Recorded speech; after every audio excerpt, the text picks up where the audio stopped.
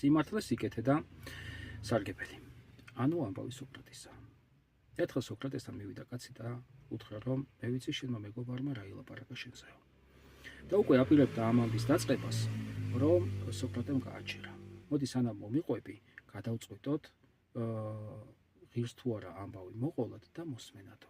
ამისთვის კი რამოდენიმე კითხვას დაგისვამო. პირველი კითხვა იყო სიმართლის შესახებ. მითხარი ამბავი, რომელიც უნდა მომიყვე.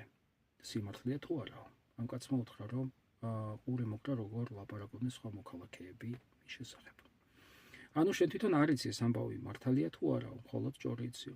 კაცმა უთხრა, კი. მეორე კითხვა, რომელიც მინდა დაგისვაო, ეს არის სიკეთეო. ჩემი სიკეთის შესახებ არის ეს ამბავიო? ამ კაცმა უთხრა, რომ არა, პირიქით, ძალიან ცუდი ისტორიაა შენზეო. ანუ გინდა მომიყვე ამბავი, რომელიც არ იცი მართალია თუ არა, მაგრამ ძალიან ცუდი ამბავიო. კიო. და მოდი მესამე კითხვას დაგისვამო. ეს კითხვა არის სარგებელიო. მე რა სარგებელს მომიტანს ეს ამბავიო? ამ კაცმა უთხრა, რომ ფიქრობ არანაირ სარგებელს არ მოგიტანსო. ანუ კაცი უყვებოდა სოკრატეს ამბავს, რომელიც იყო გამოგონილი, რომელიც იყო ცუდი და რომელიც არაფრის მოტანი იყო. ეხლა წარმოიდგინეთ დღის განმავლობაში რამდენ ჭორს ვისმენთ და ვავრცელებთ ერთმანეთის შესახებ. რამდენ ტალახს ვესურვებთ ერთმანეთს.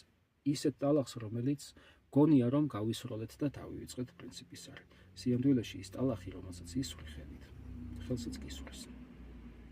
ჭორი არის იგივე ნასროლი ის არის, რომელიც შემოილის 9-ს, 9 ზღვას, მთელ დედამიწას და მაინც შენ შეგეხება ბოლოს.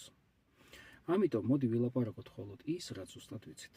გავაკეთოთ ის, რაც სწორია და გავაკეთოთ მხოლოდ სიკეთე.